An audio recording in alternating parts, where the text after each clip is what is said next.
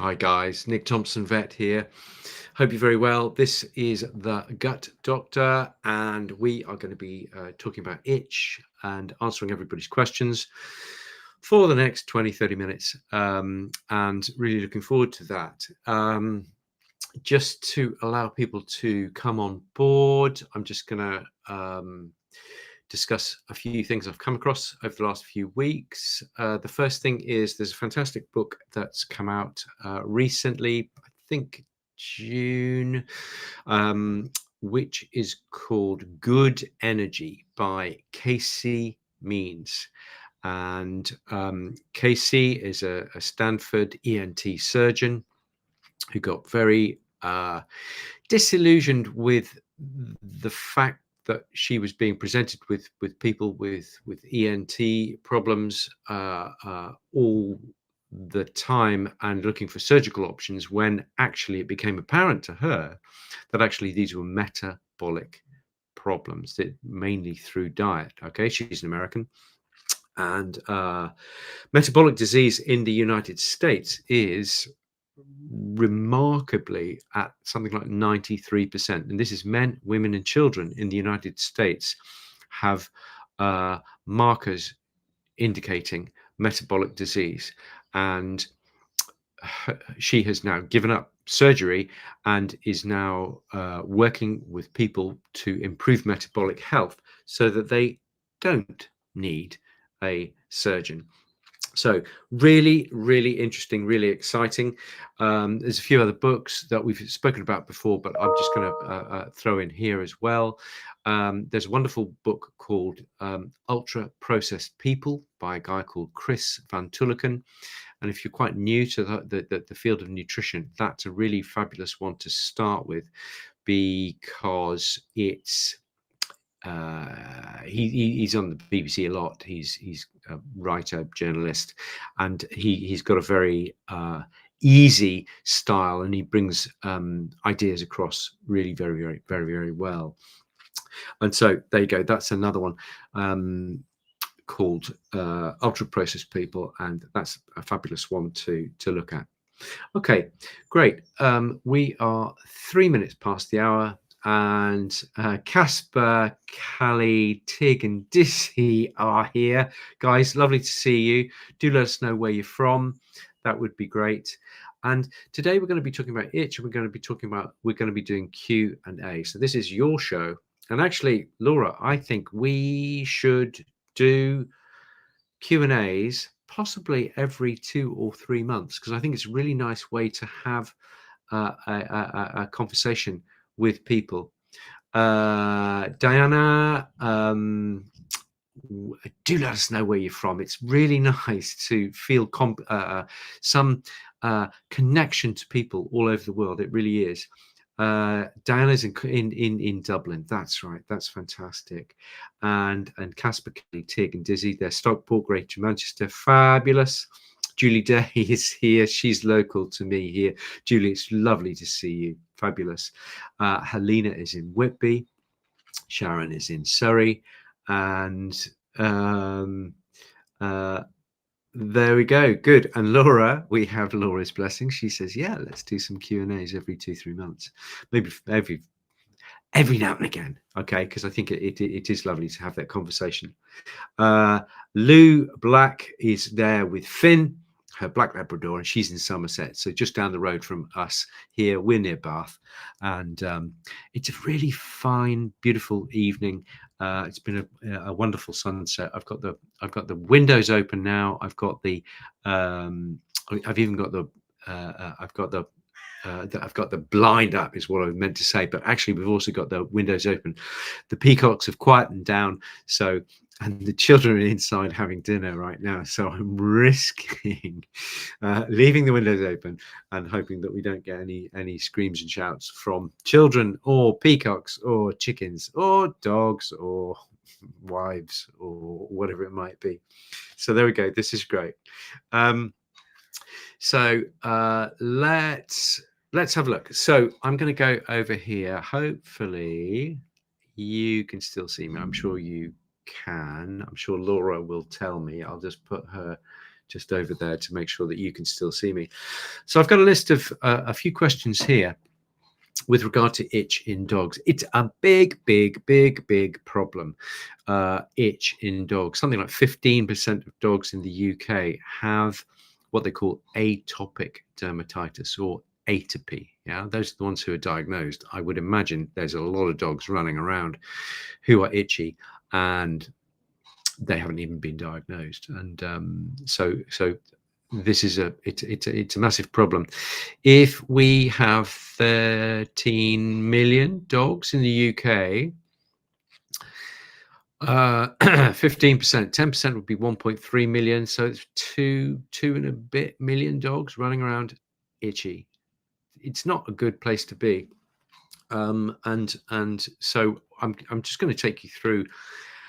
I'm going to give you kind of a roadmap as to how I think about these things, so that you can then orientate yourselves with regard to your particular dog's issues. Okay, and what I've done is I've boiled down all these concepts onto one sheet of A4. It's not an exhaustive approach to dermatology, but 99% of dogs will be somewhere on this sheet. Okay, and the sheet goes something like this.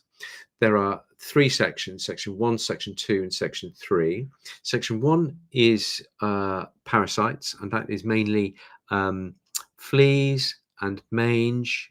And in the autumn, as it is now, we just passed that period. Actually, we can get harvest mites. Okay, so that these are the parasites. Little beasties live on your skin, make you itchy. Okay, number one. Number two, the second section is hypersensitivities. And within that, there are three major hypersensitivities. There are indoor allergens, that is house dust mites. There are outdoor allergens, he says, pointing at the trees, and they are tree pollen and grass pollen. In humans, we call these hay fever. Okay, and they are seasonal. Yeah, because nobody gets hay fever at Christmas. Okay, in the UK. In Australia, they probably do. Yeah, because they're the other way around. And then the third section is infection, and the infection section really only comes into play when the first two, the either individually or combined, are causing the skin to be devitalized, to be red, hot, itchy, and then the dog comes along and damages that skin, and infection can get in. And the three sections within that last third section are infection with bacteria. These are mainly staphylococcal bacteria, and they look, some people say they look more like ringworm than ringworm, because they are little kind of crusty red circles. They start as a dot and then they spread into these crusty circles, which can progress. The other manifestation of staphylococcal dermatitis is a more generalized staphylococcal dermatitis. In this way, you've got an itchy dog who's got really terrible dandruff and maybe a bit of kind of damp, greasy smell about them. Okay, so that's the bacteria. Then we've got yeast, and yeast is really common. Okay, and yeast is the dog who smells like a Dorito or like old socks, or just kind of doggy, but much more so. Dogs really shouldn't smell of too much, any more than you and I smell. Okay, we probably smell of humans. Dogs smell of dogs. That's normal. When your dog smells like a pair of old socks, then you've probably got a problem. Okay, so first is bacteria, second is the yeast, and the third is ringworm. Okay, so ringworm has nothing to do with rings often, and it's nothing to do with worms. It is a fungal infection, and these are just kind of little circles that can appear anywhere on the body. Are they circles? They don't necessarily need to be circles, and basically you just see the hair kind of falls out. They can be slightly itchy. They're not usually that itchy, but if a dog has a go at them, then they can become secondarily infected, bacteria and what have you. Okay, so here we go. So we've got parasites, we've got sensitivities, and we've got infection. That's most dogs. The thing is, a dog could have fleas and an indoor or outdoor or food sensitivity. Sorry, that was the third of the sensitivities. I'm not sure if I said that or not. So we've got, within sensitivities, we've got indoor, outdoor, food. Okay, so it's possible that a dog could have uh, fleas and they're itchy because of that. It's possible because that they have an indoor house dust mite sensitivity and they're itchy because of that, and they may be a bit sensitive to chicken, for example, okay, and they're itchy because of that. Okay, so there's 3 causes and there's only 1 symptom, which is itchiness. And if we do have that level of itchiness, we can then drop into either bacterial and or yeast infection. Okay, so it's possible to have multiple reasons why you itch, which is why we would look to remove the parasites, the external parasites. We would look to try and identify the sensitivities, and we would try to help the dog with any infection that might be there. Talking of parasites, talking of internal parasites, many thanks to Vermex, who allow me to put time aside so that we can have these conversations, which is great. So thanks, thank you, Vermex. And you can see we carry their product here at the practice. These are the herbal toppers that we formulated together, and very fine they are, though I say it myself. So good. So if you've got any questions that you'd like to add, please throw them into the comment section on Facebook. That would be great. But I've got some questions from Facebook from previously, because we did this a month ago. Yeah. So Hillary on Facebook says, I use Vermex all year, plus some natural Dorwest products for spring onwards. But as soon as August starts, she starts licking her paws and loses hair on her paws. No runny eyes, etc. Not sure what more I can do. Okay, well, Vermex is for gut hygiene, and so that won't necessarily help with itchy skin. Dorwest products, depends which one you're using. Worth having a chat with them, I would suggest.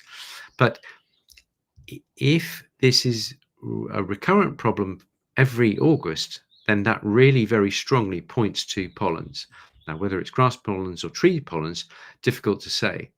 And therefore, I would suggest you have a chat, Hillary, with your vet to do a blood test. It's very simple. And they will do a blood test for indoor and outdoor allergies, stroke sensitivities. Now, my top tip is to do a screen first of all. A screen is just a yes, no, as opposed to looking at all the pollens that they can test for and finding out which ones. Okay, because it's a more expensive test, because it's more it's a broader test. Okay, so first of all, you just want, is my dog pollen allergic? Yes, no. And is my dog indoor allergic? Yes, no. I would put money, Hillary, on the fact that your dog has a pollen sensitivity. And if we do that blood test, we'll be able to find out which pollens that might be. Now, and also to a certain extent, the degree, if she's allergic, massively allergic to loads, then we've got a really quite a big problem. If it's just one, it could be, the itch could be the same as if she had lots and lots of different ones. The beauty of if she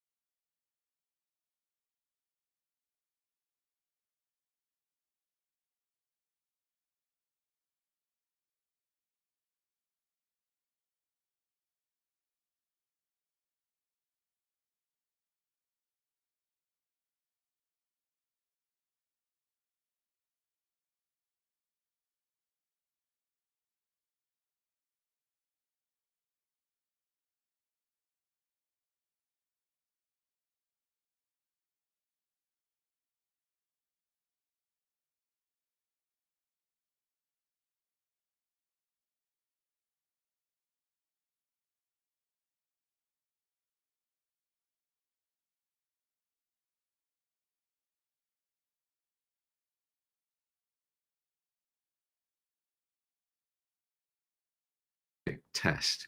That will allow either your vet or your holistic vet or your homeopathic vet to then be able to direct a more specific therapeutics to you. Okay, so the stream crashed apparently, but it's back now, says Laura. So I hope you didn't miss too much. So in a nutshell, Hilary, I'm just going to repeat that, the rudiments of that, which are: if your dog is itching at a specific time every single year, it's likely that it's during the summer, it's likely it's a pollen. You can talk to your vets. They will do a blood test and they will do a screen.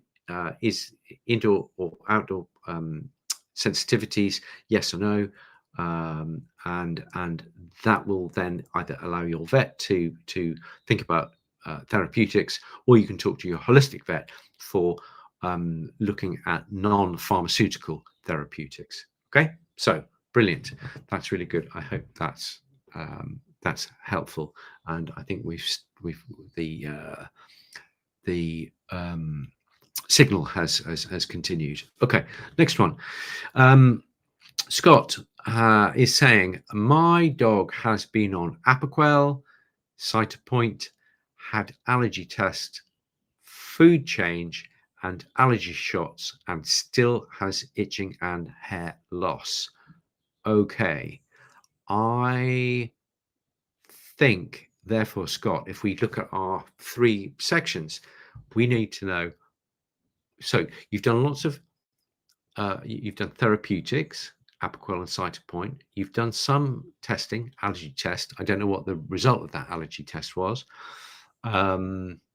You've changed the food and you've had some allergy shots. Allergy shots, these are called hyposensitization vaccinations, and they work in about 45% of dogs, work best under the age of about 4 years old.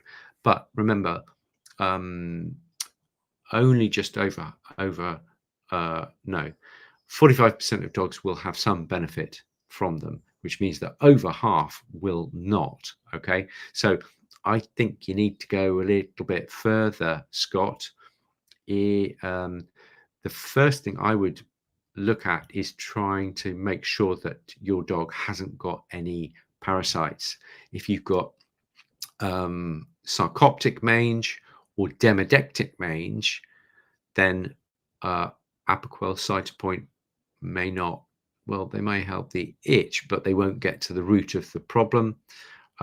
Changing the food won't make any difference. If I was to change the food, I would come off wheat, beef, and chicken, and that would be what I would do in that situation. But it's just quite strange that we haven't got a definitive diagnosis as yet. I'd be happy to chat to you about that if you email me on nickthompson@holisticvet.co.uk. My website is holisticvet.co.uk. You can find all my details there. I'd be happy to talk to you and just see where you are and where you might want to go with your dog. Okay, so great. Scott, thanks for your question. Alison says, one of my Bernese will not stop licking or nibbling himself. Okay, so Alison, you need to go to the sheet and say, right, have we got parasites? Yes or no? Have we got sensitivities? Yes or no? Have we got infections? Yes or no? I would suggest that that's probably where we need to start. Again, the car's making a noise. It is impossible to make any progress with fixing that car unless you open the bonnet and have a look at the engine. Okay, and this would be to begin that process of why is the dog licking and nibbling. Okay, I would suggest that it's probably quite likely that you have some indoor or outdoor sensitivities. Okay, so go with that. Let's find out what the diagnosis is, and that will give you a much better idea as to how you move forward from there. Okay. Rosie on Instagram says, my dog itches as a response to stress. Any suggestions how to resolve that? Now that's interesting. That is not on our sheet. Yeah, it's not parasites, it's not sensitivities, and it's not infection. Okay, so if your dog itches as a response to stress, that's often a learned response. Maybe earlier in their life they had a bit of itch, and they found that when they scratched, they felt better. Yeah, those are, you know how it's really quite satisfying to scratch an itch. You get a bit of a cortisol response, and that can be a soothing, a soothing effect. And so I think how I would approach that would be to look at herbs, or perhaps some CBD, or something to help the dog with stress. If you have specific stressors, then perhaps talking to a behaviorist or a trainer in order to be able to avoid or to gradually accustom your dog to those things which stress them. Yeah, some people get stressed when they see spiders, but you can see a psychologist who can help you with that phobia, for example. Okay, so I would say that's unlikely to be classic itch, and you need to work on this rather than this per se. So great, good question. I really appreciate that. Durham Spaniels says, what are the best ways to help ease itchiness naturally? Okay, so the first thing is to find out why they're itching. Yeah, there's no point in changing the diet if you've got fleas. There is, if you haven't got fleas and you are pollen sensitive, then you can change the diet all you like, and it may not solve the problem. Actually, I find it often does help quite a lot. Okay, so diet can be very useful. I'm a big fan of raw food, as you know, and I would be looking at raw food diet. I'd be maybe doing some food trials, and that involves going 2 weeks, say 2 weeks on duck, 2 weeks on venison, 2 weeks on rabbit, 2 weeks on fish, something like that. And the trick with the food trials is that you have to make sure that any treats match the headline protein. Okay, that is the trick. Because if, for example, your dog has a bit of a beef intolerance, okay, and you cut out all beef and you just go on venison for 2 to 4 weeks, but the dog is getting a bonio which may have some beef protein in it, not very much, I have to say, then any benefit that you get from being on the venison is going to be undone by the fact that the dog is getting the bonio treat. Or if the dog has maybe a cereal sensitivity or a gluten sensitivity, then you're going to maybe help with the venison, but the treat is going to take you backwards. Okay, so other things that I look at once I know why the dog is itching is I will look at quercetin, Quercetin,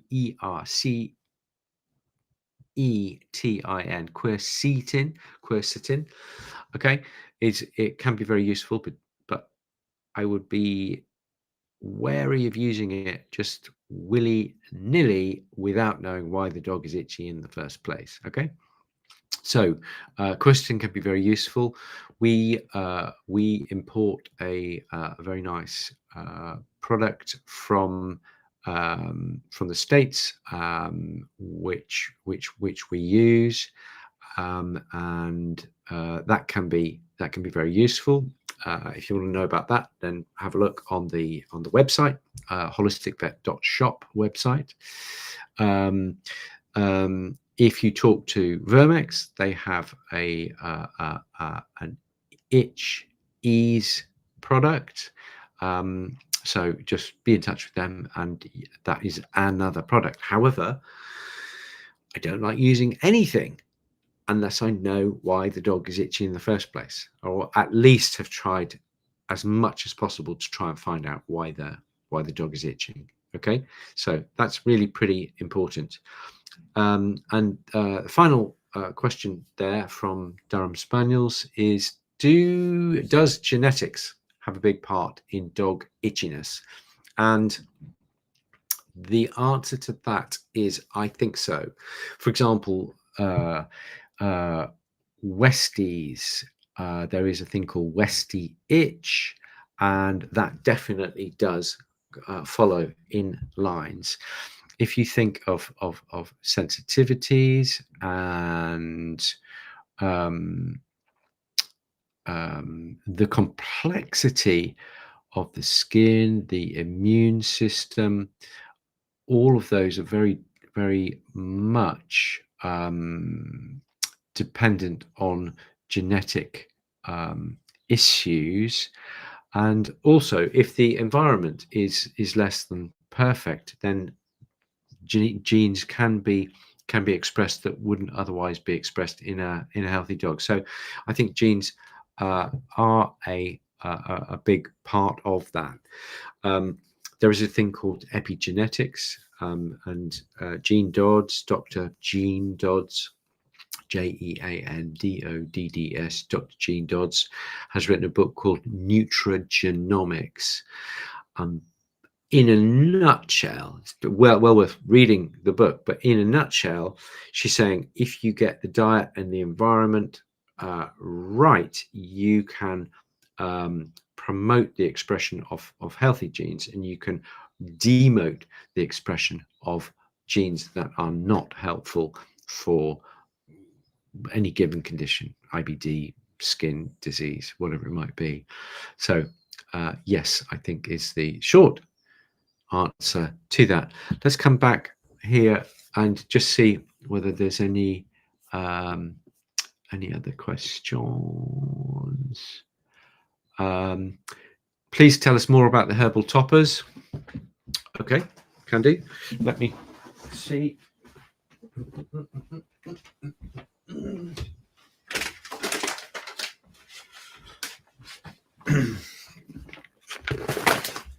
Okay, so these are the herbal toppers.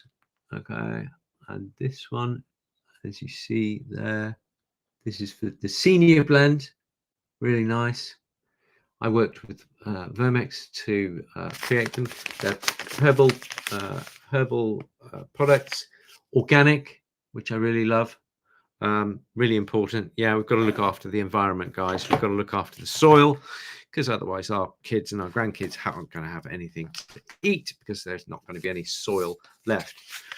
Another one here, active and working blend.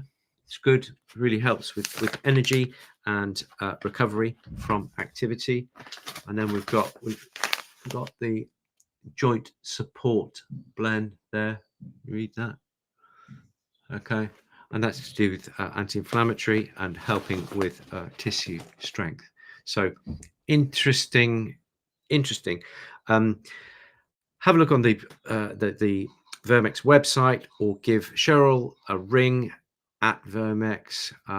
Tell her I sent you, and she'll look after you and take you through what they've got there. So that's for you, Sharon. Good. Diana says, let's have a look. I should read these before I put them up, but I'm going to. What about itchy ears but no smell? Let's just hang on. What about itchy ears but no smell, no discharge, no wax, just itchiness? Could it be caused by warming food that does not agree with him energetically? Yes. From the energetic perspective, I would look at the work of Dr. Judy Morgan. she's done quite a lot on this, and so yes, it's possible. But for me, I would say if you're feeding proteins that do not agree with the skin, because your ears are just another part of the skin system, um, that's most likely. I see it mainly in labs. Okay, so let's say you've got a lab who's chicken sensitive, and you're feeding a lovely raw food, which on the front of the pack says it's lamb or beef or rabbit, but when you look when you read the small print, there is actually, I don't know, 5% chicken or something in there as well. Okay, so don't get caught out. And I would suggest, Diana, what you need to do is go with the food trials, okay, just to see whether that ear itch drops out. It's not unusual to have no smell, no discharge, no wax, but itchy ears, because, for example, with hay fever, um, people commonly talk about itchy ears. You get itchy eyes, itchy nose, itchy roof of the mouth, but itchy ears is quite common as well. So I'd be thinking about food, but you're going to be looking at the second part of our itch sheet, because that would be the indoor, outdoor, and food sensitivities. So hopefully that's given you a clue. So let's have a look. Casper says, Casper, Callie, Tig, and Dizzy, in fact, say, who look like they might be collies. Fabulous. Fed Lab yeast test has come back high yeast in the armpit and groin, and a bit dandruffy. Okay, so dogs only get yeast when there's a primary itch problem. So we'll have to go through that sheet and find out what the primary problem is, I suspect. Casper, Callie, Tig, and Dizzy. I hope that helps. Let's have a look. Okay, so Claire is helping us here. My dog had similar yeast and it was rust in the grass. I presume that's rust as a type of plant. So dog was itchy to the plant, skin flared, yeast, which is always on the skin, took advantage of that hot, wet skin and bloomed. Okay, so when you see yeast, you've got to think, what is allowing the yeast to take off? I have yeast on my skin. You have yeast on your skin. Why are we not allowing a bloom of yeast? The answer is our skin is fundamentally pretty healthy, and therefore the yeast can't proliferate. Okay, yeast is always secondary. Okay, let's have a look. Last one. So Kimberly Grimstead says, can stress? Yes, it can, and we kind of went through that just earlier.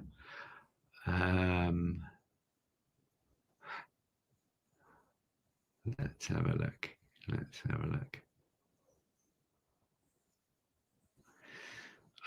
So Astra Stars, it's quite a long one, but let me have a little read. Just got back from the vet, as wild dog has an ongoing ear candida. It's not candida, it's malassezia, Astra. She has in the last month or so been scratching too. Vet talking about the skin, suggested it was rather dry, also suggested to rule out fleas and to treat her for that. Yep, okay, that's good, but now you know why. Yeah, the most common reason that dogs itch is because they've got fleas or mange. Been dealing with ears for a long time holistically. A rescue who was anxious, but now is happy for blood to be taken. Great. Okay, so you are likely to be in the middle section, which is indoor, outdoor, or food sensitivities. indoor and outdoor sensitivities you can investigate with a blood test. And food, you've got to do food trials. I never test for food these days, because you've got to do food trials whether you do the test or not. So save your money, spend it on some great food, and do the food trials. Okay, remember, the treats have got to match the headline protein. Okay, that's the number one guideline there. So there you go, guys. As ever, we're over time. Thank you for bearing with me. We are going to be back, and we're going to be talking about bones and teeth. And to be honest, I think we might well do a Q&A. Okay, so Laura, if possible, if we can publish that, because this is so lovely. People can ask questions. Oh, my dog's tooth is doing this, or my vet says this. What do you think? Or I think it's a really nice way of doing it. So let's, on the 24th of October, when I'm just back, I'm going to the States to talk to the good people of San Diego and the good people of Orlando and beyond about raw food. And back on 16th or so of October. So 24th of October, let's do a discussion and Q&A and what have you on teeth and dental issues in dogs. I think that'll be a lot of fun. So, guys, all very good. I'm going to go and have my dinner. I mean, it's far too late to be eating, but there you go. There's only so many hours in the day. I'm going to wish you all the very best of luck. Wish me luck going over to San Diego to the Feed Real Summit in San Diego there. And then a week later, we've got the Judy Morgan is doing a big conference in Orlando. I think Judy Morgan does have places if you're anywhere near Orlando or you're in the States. Only a few, but there are a few places, and it will be online, so you will be able to get have a look. So check it out on the Dr. Judy Morgan site. All the information is there. It's going to be great. First of its kind, I think, in the world. The Feed Real and the Judy Morgan conferences, they, bringing people together from all over the world to talk about raw food, health, holistic methods for improving and optimizing health. I can't wait. I'll tell you all about it on the 24th. It's going to be a busy day on the 24th. We'll speak soon. Thanks, guys. All the best. See you soon.